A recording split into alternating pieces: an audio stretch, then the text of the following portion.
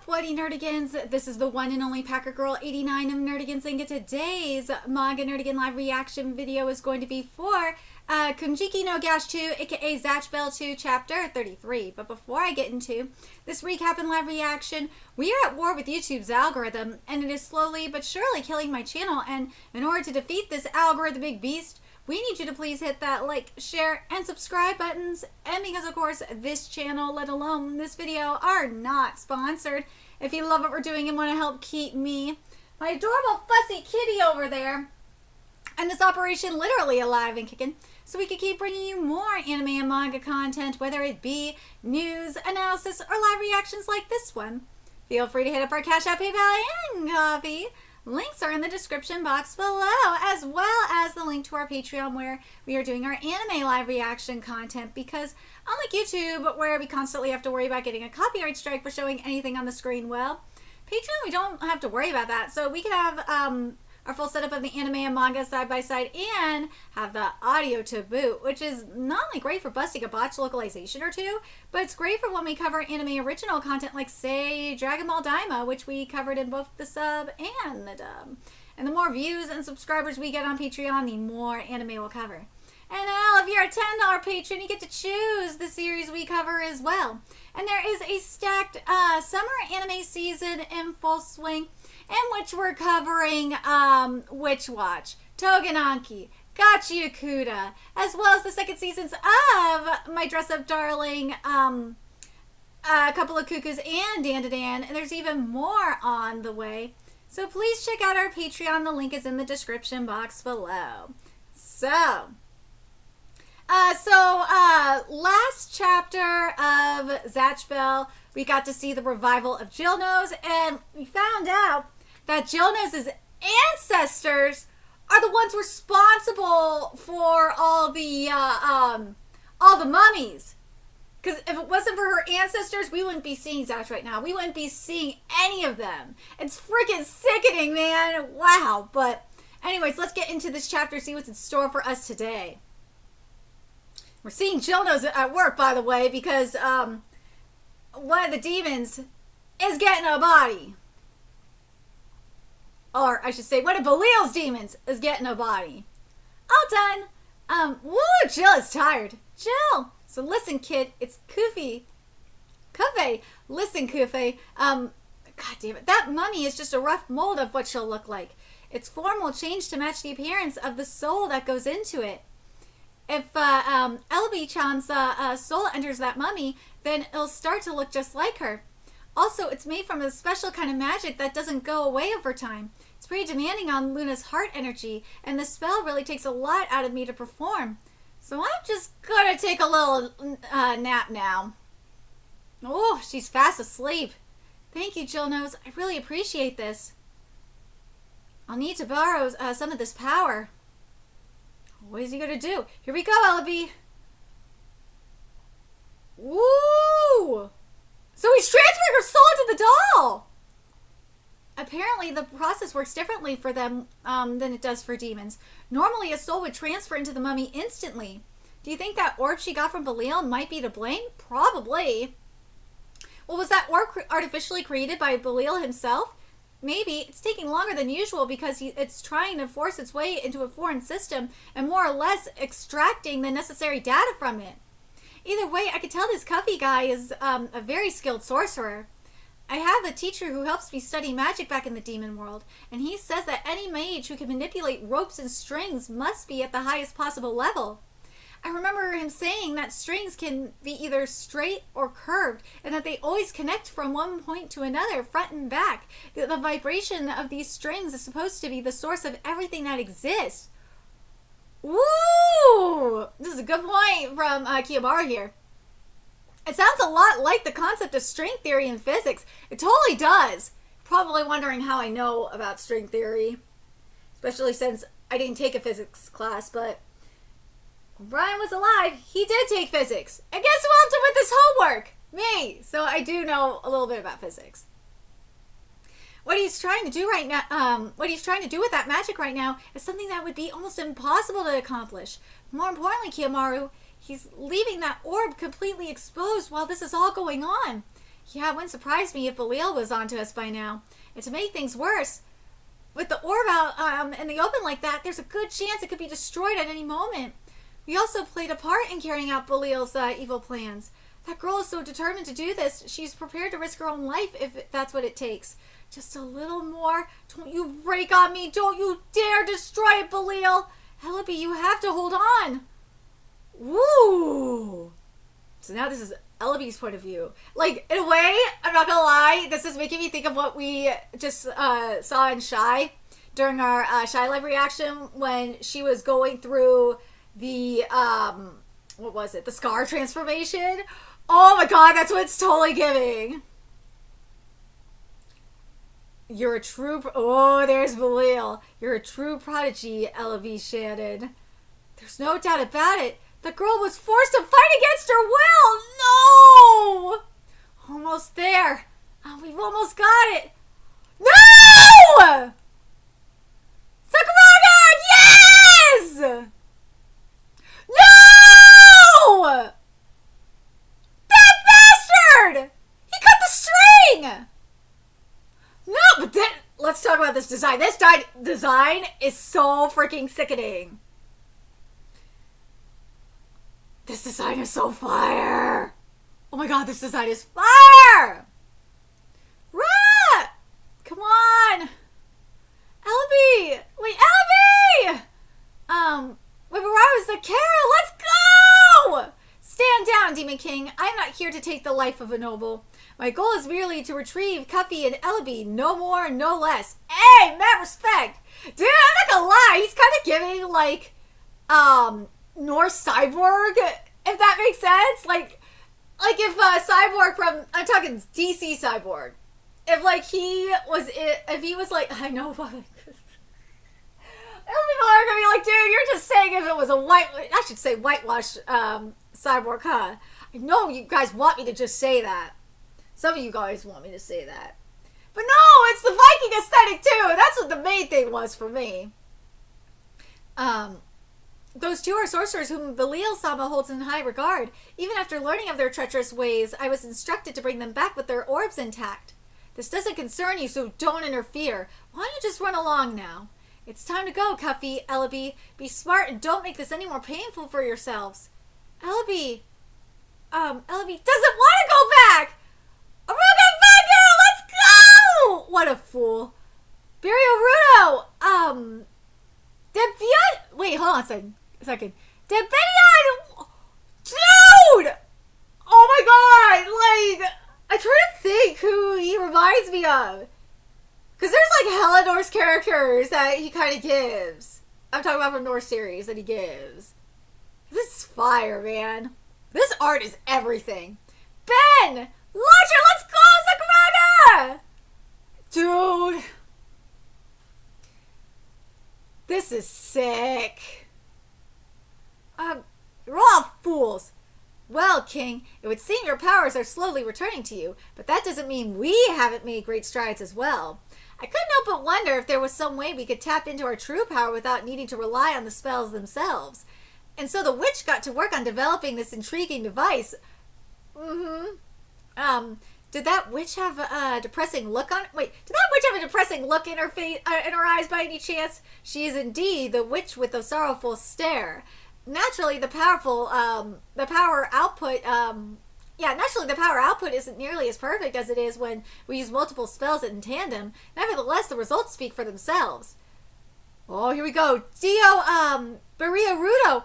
Dude, I'm trying to think, like, I feel like we've kind of seen something like this before.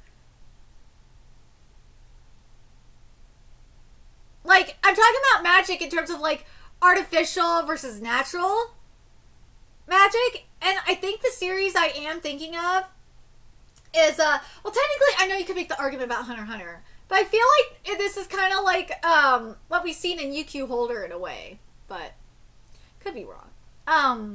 Demuro Benya! Dude! Makoto! The tribalness of it all! Woo! I love the tribal aura in the background. Like, It's giving what it gives, and this is what I mean by tribal. It's giving like that, you know how Norse, how Vikings would have like those tribal tattoos, like on their shoulders and shit? That's what this gives, and I live. Yeah, let's go! Woo! Sakaruga, let's go! I have to tie the severed ropes back together. I won't let you disappear, Ellaby. Dude, again, this is really making me think of what we saw in Shy last night. I really doubt that a Dama Blast would be enough to break these orbs.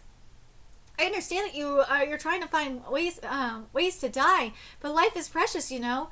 Why not try to make the most of it? What's the point? How can I go on living like this day after day? Ooh, that face. Okay, Ellerby, I'm going to lend you my voice. You feel as though you're in your own personal hell. In a cruel twist of fate, you produced a deadly poison with the recipe you were provided. But I know the truth. What you were really trying to make was medicine to help people. And yet, that noble venture turned sour when a vile monster spilled its blood into the elixir and corrupted it. Oh, yeah. So please believe me when I say I know exactly what you really long for, Ellaby. There's still a world for you out there where your exceptional talents can be realized, and I will shine a light upon it. Aww. And look, it's not just the scenery that's changed. Belial's orb, it's gone. You realized it too, didn't you, Ellaby? With your abilities, you can make the same kind of orb that Belial did. And if I use my rope to conceal it, you can make the orb in secret, and Belial will be none the wiser. If you craft an orb of your very own, you'll get a fresh start, another chance to help people in need. You can even put your powers to good use by saving the surviving demons. You could break Belial's hold over you and start a new life. Aww. Cuffy, move away! No!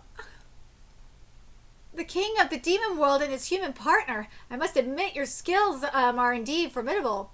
Be that as it may, having more targets gives me quite the advantage, especially when they shoulder the burden of shielding those who can't move. Your chances of victory amount to nothing. Dude! I love this design. It is sick. Oh! No! But Elby, this is incredible. I just found out there's a type of magic that can create physical bodies. Things are going well on my end, too. I don't think I can make it identical to Belial's, but I'm sure I can fashion a different orb that looks very promising. Did you hear the news? The king of the demon world has been revived, and he's taking a stand against Belial. Apparently, he's got this partner fighting alongside him. The dude's just a human, but I hear he's a force to be reckoned with. Even the witch and the rolling witch were no match for him. He struck them with lightning and tore him down with his words. It's kind of funny, isn't it? With everything they've been doing so far, it almost feels like they're helping us out on purpose. What are their names? The demon's named Gash, and they call the human Kiyomaru. Gash, Kiyomaru. And even though you've done so much already, I'm so sorry for dragging you into this, but I'm begging you, give us a reason to keep hope alive. Gash, Kiyomaru. Oh, come on! No! Not here! Don't end the chapter here! But dude, Makoto is really going for it. This is so fire.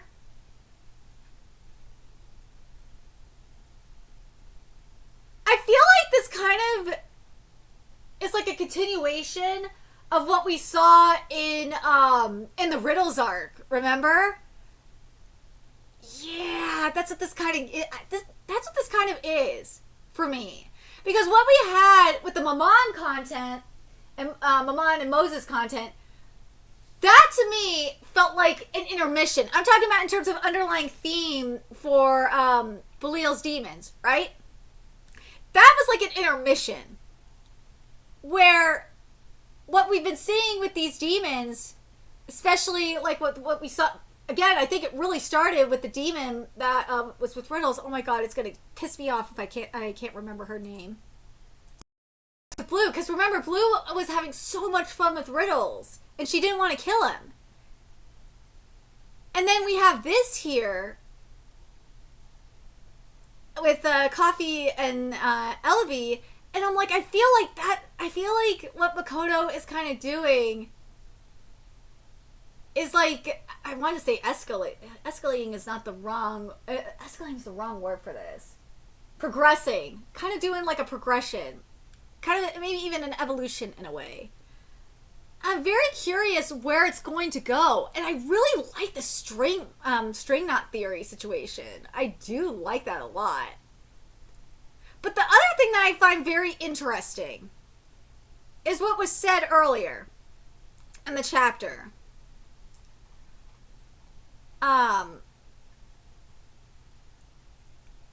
When dude showed up, that basically he said that, stand down, Demon King. I'm not here to take the life of a noble. My goal is merely to retrieve Cuffy and Ellaby. No more, no less. Those two are sorcerers from whom Belial-sama holds in regard. Even after learning of their treacherous ways, I was instructed to bring them back with their orbs intact. So this doesn't concern you, so don't interfere.